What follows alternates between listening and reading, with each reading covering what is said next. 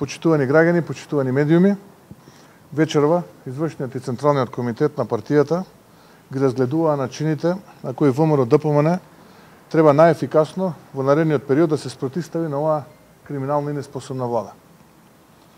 При тоа, донесовме одлука, учествувајќи во работата на собранието, жестоко да се бориме за секој предлог кој е во корист на граѓаните и да се спротивставиме против секоја штетна мерка и антидржавна политика спроведена од парламентарното мнозинство.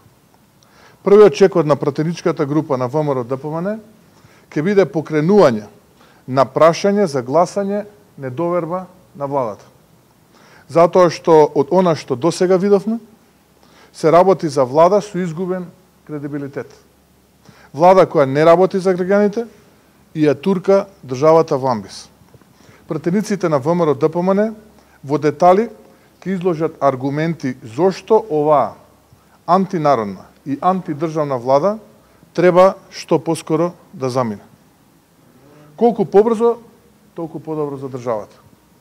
Поразите станаа секојдневие, а голиот популизам нејзино обележи. Во реалноста народот живее многу полошо. Оваа криминална влада станува запаметена како најнеспособната досега од осамостојувањето на Република Македонија. Инаку во финална фаза се преговорите за реформските закони, при што е постигната согласност за поголемиот дел на закони, при што беа прифатени голем дел на наши забелешки и укажувања за подобрување на законите. По целосно финализирање, кое што се надевам дека ќе биде готово во следните денови, ќе инсистираме за нивната реализација да добиеме писмени гаранции. Тоа е легислативата, но имајќи предвид со кого си имаме работа и познавајќи ги нивните слаби капацитети, постои опасност овие закони да останат само на хартија и затоа ние со лупа преку собранието ќе ја следиме нивната имплементација. Во периодот додека ВМРО-ДПМН не беше во собранието, тие донесоа дузина клучни закони без било каква консултација со опозицијата.